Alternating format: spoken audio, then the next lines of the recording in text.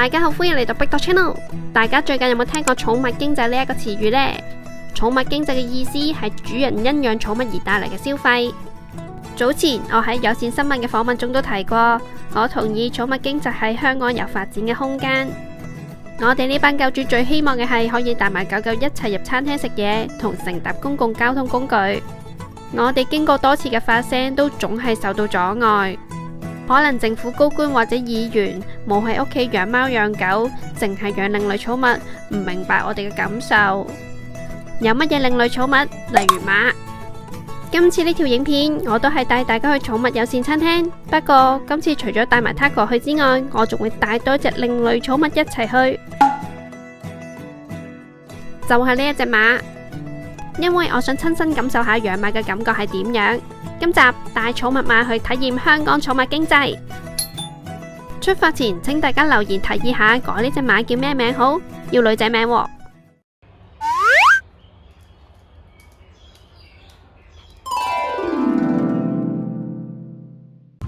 我哋今日去嘅寵物友善景點係啟德零售館。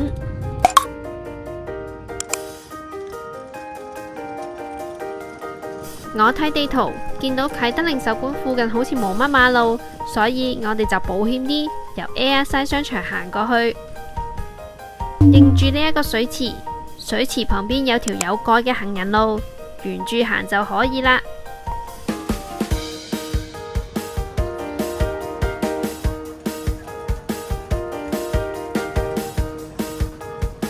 到啦，呢度就係啟德零售館，總共有3個館。今次我有帶埋 Taco 架車嚟。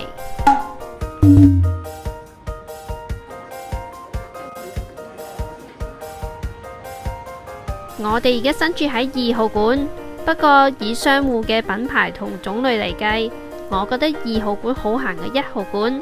不過如果大家帶狗狗嚟食嘢嘅話，我推薦大家去1號館嘅福加蘭美食廣場。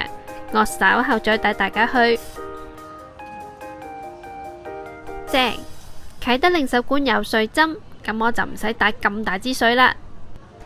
我哋而家行緊去1號館3樓嘅保齡球場。保齡球場不論大狗小狗都歡迎，狗狗只要留喺手推車上面就可以啦。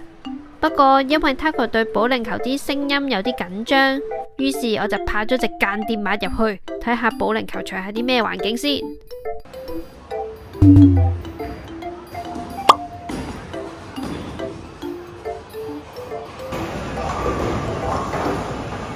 一場嚟到睇下點樣收費先。收費係以局嚟計算，成人收費每局45至58蚊。我哋因為唔想兜咁遠路，所以就由保齡球場嘅後門搭 lift 落一層就係福加蘭美食廣場啦。雖然我哋冇打到保齡球，但係都感受到呢個保齡球場非常之受歡迎，要排好耐隊先有得玩。如果大家真係好想打保齡球嘅話，記得要早啲嚟。同樣係1號館2樓有福加蘭美食廣場。福加蘭入面空間好大，好闊落，唔覺得逼。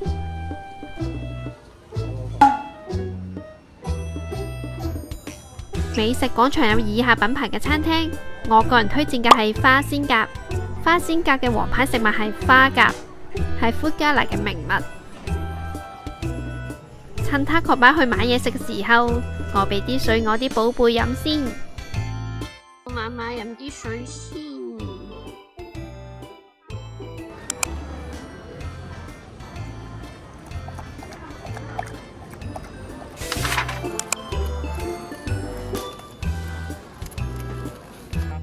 到啦，我哋叫咗珍寶肥牛花甲粉，萵筍係我哋加錢加配。不過我都有啲失望，打開錫紙嗰一下都見唔到水滾，好熱，啵啵啵嗰種感覺。唔係諗住同我爭食啊嘛？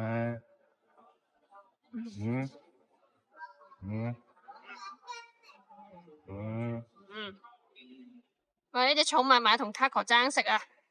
嚟，Taco 輸啊！Taco 輸咗啊！Taco 俾媽媽蝦到啊！呢一個係花甲。呢一個係聖子，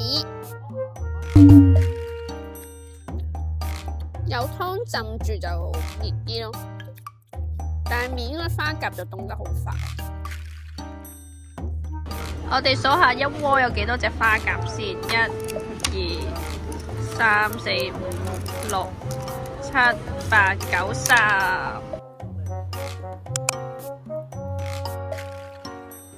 講返香港嘅寵物經濟先，以我為例，我星期1至5都要返工，難得星期6日放假，都想陪下自己嘅寵物，一齊出街娛樂一下，增加相處嘅機會同時間。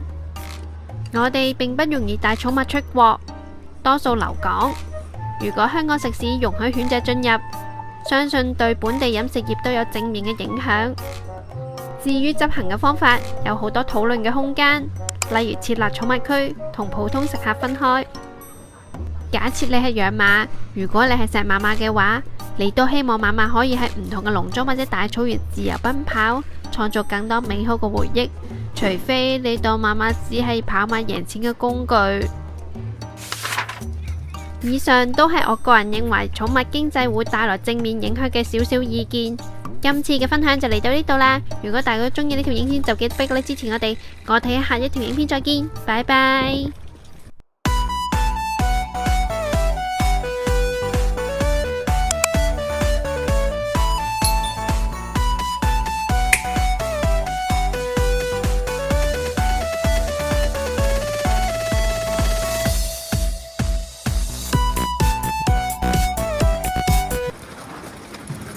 我哋趕車啊！哇，趕車啊！司機到啦！